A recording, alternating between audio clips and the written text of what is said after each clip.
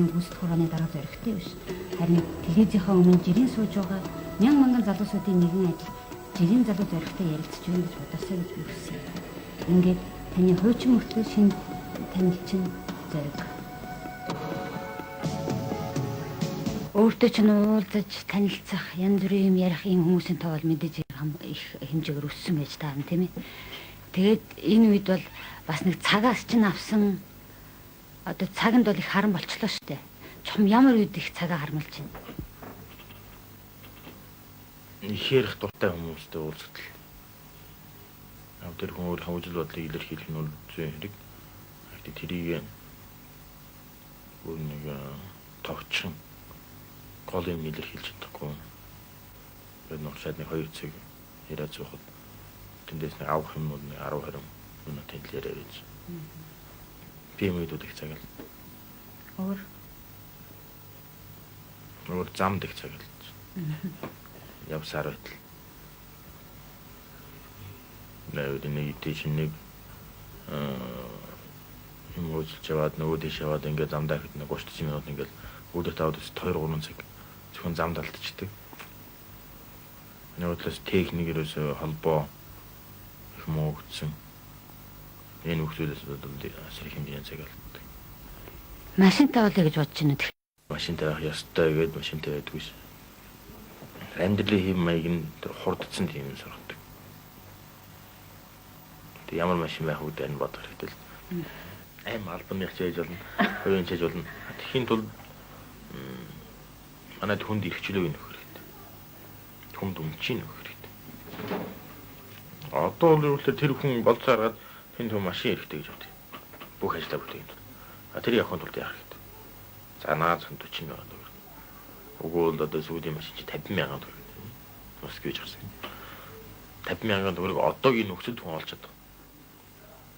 Өөрт сарын жил одоо миний сарын жил гэдэг чинь аспирантер 650 төгрөг. За нэг жилийнх чинь би хэдийг бод чинь за 8 мянга. Яваач. Хэдэн жил зөвлөх вэ?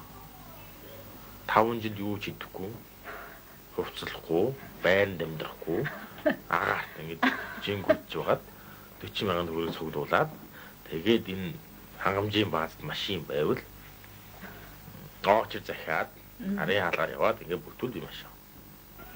Өдөрт чи ер нь хэдэн цаг ажилладаг юм бэ? Чи одоо ялгахад хэцүүлдэ аль нь ажлын аль нь амралт. Юу ялгаа баг. Ажил амралт. Амралт нь ажил нь амралт. Ер нь тийм байд энэ хүний хийж байгаа ажил өөрийнхөө санаанд нийцчихвэл тэрний зааг алгуулдаг. Харин хүн дургу тэр хүний сэтгэхүй биеийн боолчсон тийм ажил хийж байгаа юм бол яг тодорхой 8 цаг гэдэг. Тэгэл 8 цаг нь бол ажиллана. Дараа нь илүү цагаар ажиллаад тэр нь бас ажиллана. Бус үеийнүүд яг амралт.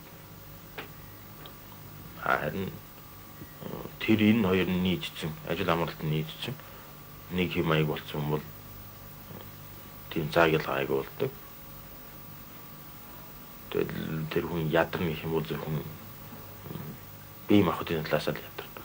Тэгэхээр тэр биеийн нөөц нь шахагдаад тэг ядаж үлнээс бос юмнаас л ядархгүй. Чиний хувьд бол тэгэхээр одоо хамгийн дуртай өөрийнхөө сэтгэл нийцээ ажлыг хийж байгаа гэж хэлж болох нь шүү дээ. Хамгийн дуртай их нь шүү юм. Ер нь бол самад үзэж нь миний мэрэгжлийн ажил. Юу л улс төр судлаач. Тийм учраас тэр мэрэгжлийн ажлынхаа нэг л хийж байна гэсэн. Тэр нэг ийм түүх байт юм л. Энэ төслийн сэтгэж нэрлэгчээс орнууд яаж удирддаг гэсэн. Тэр нэг Америкт нэг фирм байт юм л бүгс. Тэр үл зөвлөлтийн 4 шарсан хүмүүсийг ажилд оруулдаг. Нэг удаа зөвлөлтийн нийтлийн дарга том зөвлөлтийн нийтлийн дарга гараад очоод ингээл шалгасан байна. Тэр оюуны чадварын тестэн дээр шалгаад үзсэн чи хүн дээр гарч байна. За энэ бол нэг том бүсийн менежер болох хэрэгтэй юм байна. Тэгээд 4-5 өдрөөр орсон чинь ажилд авдаг. Тэгээд нөгөөд нь сандраад юу болсон юм бол тест шалтгаан нь ингээл аваад үзсэн чинь нэг л асуултанд буруу хариулж байсан. Та зөвлөлт одоо хэдэн удирдаг байсан бэ? Тэр хүний нэгдэл бол 5,000 хүнтэй байсан. Би 5,000 удирдаг. Тэгэл тэрнээс шахах болж байна. Яг л Америкийн удирдлагын системийн үүднээс л энэ бол утгагүй зүйл байна. 5000 өрийн нэг хүн эзэж удирдчихдаг. Адил зөвлөлд үнэхээр удирддаг байсан. Учраас тийм 5000 хүн удирддаг хамгийн дээд түвшинд бүх асуудлаа шийддэг. Ийм тогтолцоонд бол тийм замбрааг бодлогосоо болж байгаа. Тэгээд тэр эдийн засаг бол уналтанд ордог. Америкууд яг л гэхээр тэнд бол шинийн том нэг үүдээр дарахыг 4 хүнийг л удирддаг. 4 орлогч. Бүгд яг үүрэг мэддэг, байраа мэддэг.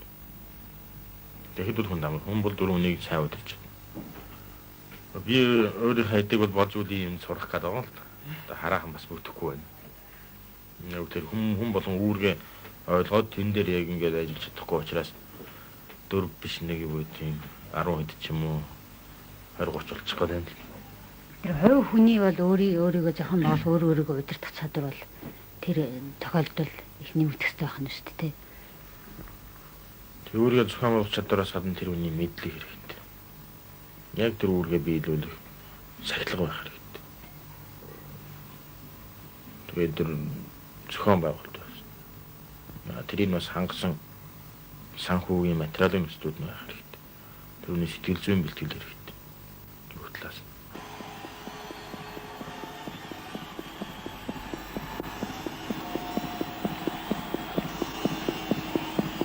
Сүүлийн үед бол сонгодог хөгжим сонгодог дуу оролдог бол тэг сонирхолтой болж хөгжмийн зохиолч тийм мэдээлэл. Дуурийг юм нэг ойлгодгүй байсан. Тэгээд сүүлийн сонсоод бас юм дээр наагуу орлог гэж бодоод байгаа. Сонгодог бүжиг бол үзэх дуртай. Ер нь бүх сонгодог юм гэдэг бол хөндөртний авиас тэр альва нэг үеийнх нь төвийн дээд хэмжээг харуулсан юм зүйл. Тэр бол тэрнтэй харьцсан өөр улан баялаг бол тэр тийм үлддэг. Ийм хамгийн хөндөртний сайн сайхантай харьцсан юм чинь хизээч муу үйлдэл хийхгүй. Ер нь бол яг төгсөн нөхцөд хүн сонсдоо гэхэд хизээч тэр урлагийг муу хөвчлөхгүй. Гэхдээ нь бичиг үсгтэй адилхан тэрийг ойлгодог аргыг мэдэх хэрэгтэй. Чи ном хүүхдүүдөө гэхэд бичиг үсэг мэддэг юм чинь ингээд үзээ зургийг харна үсгийг ойлгохгүй шүү. Ямар агуу юм байна гэдэг мэддэг. Бичиг үсэг зааж өгөөд уншаа сурчвал тэгээд сайн тэр сонгодог хамгийн сайн бичсэн бүтээл нөгөөд тэр хөгжөөрөөс салахгүй юм шүү. Багтаа бид нар яадаг вэ? Тэгэхээр чи өөрийгөө тэр нэг ойлгох аргыг олж зохимжоор олж оллоо гэж бодож байна. Тэрийг бол 100% зэж олж чадахгүй л даа гэхдээ ийм олох тань мэдэх үйл явдал үйлчилж байгаа. Тэр нь уламт хэлж.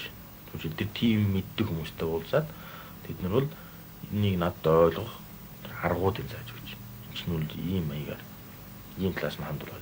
Тэгэхээр тэнд бол бүх дотоод зүйл тогтлоод гарч ирж.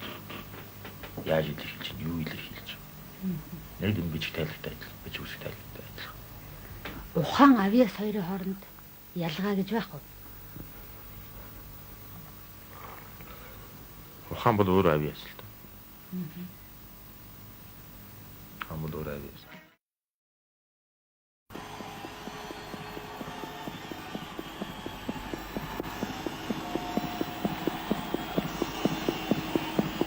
Тэгэл их хөдлөх үед бол яруу найрагч хүн бол үзгээ шүрч аваад шүлгээж бичдэг юм уу тий. Чамд тэгж юу юм бичих юмсан тиймэрхүү шүлэгч юм уу нэг сайхан юм бичгэнсэн гэж бодогддог. Залуудаа зүрийн юм хийжсэн байна. Залуудаа гэж чи.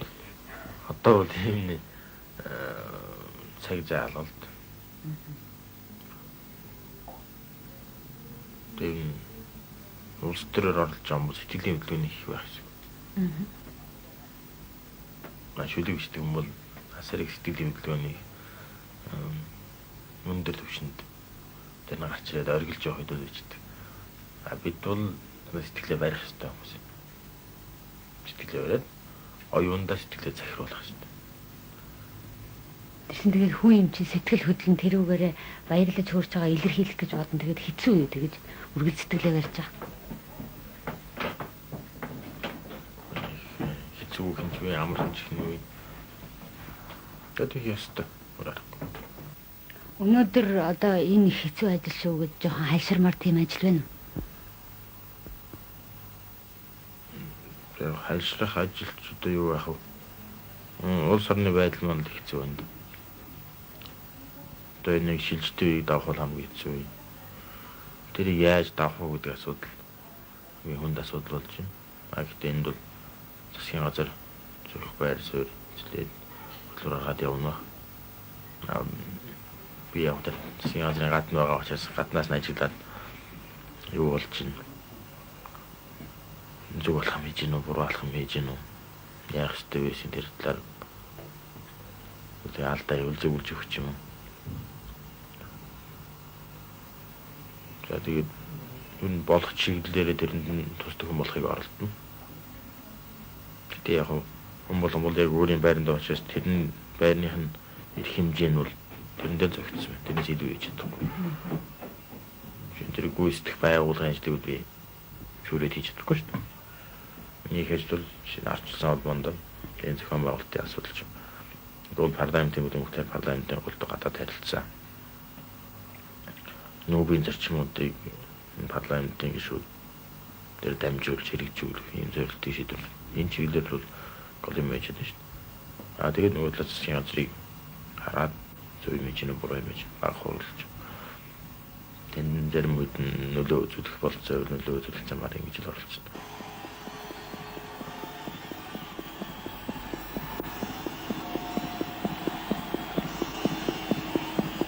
Улс төр судлаач болоогүй бол ямар мэрэгч сонгох вэ? Тэстэй хүмүүдээ физик болох байсан.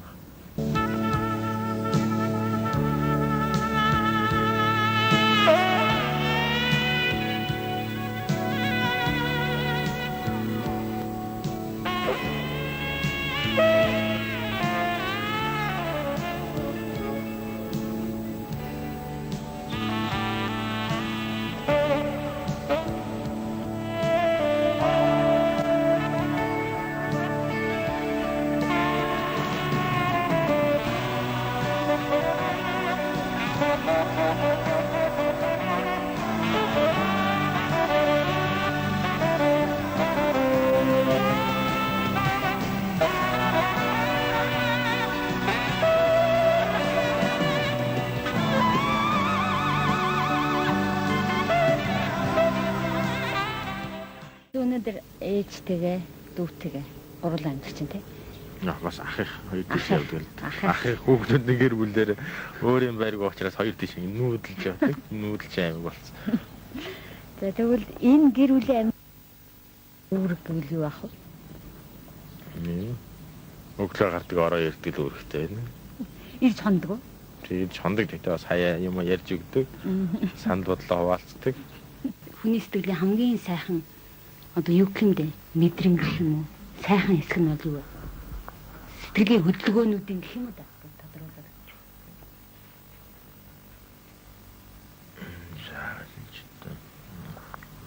Хүнд итгэх явдал юм гэж байна. Харангуутаад л өө энэ чинь. Яасан харахтай дөрөвдөнд хүйтэн хөрвөө эднэр гэл зарим хүмүүс гэдэг шүү дээ. Тэгээд анханаас л сэтгэл нь өөр болчихдог. Аагүй ингээл манай хүмүүс гэж юус авах юм байхгүй. Юус гэдэг хүмүүс л бүдүүрээ соёл хөөчт. Энэ гэсэн тэгс. Тийм ч юу хүнд итгэж сурах хэрэгтэй. Ялангуяа бид монголчууд үлийн цөөхөн тийм ч энэ байгаа 2 сая хүн дотроо биеинтэй итгэж байж биений татаад баяжуулж ингэж өгч шүү дээ. Итгэл санаа. Igen наран илчээрээ бэрсэн толготыг гисгэн бэлгэлийн хонхон ившгэрээ нор бүхнийг сэрээ өглөө намайг сэрээсэн өглөө хонхны тоо өртөөлөнхөн цурацаа өргөн талыг дуулаарай аяа бэлгэлийн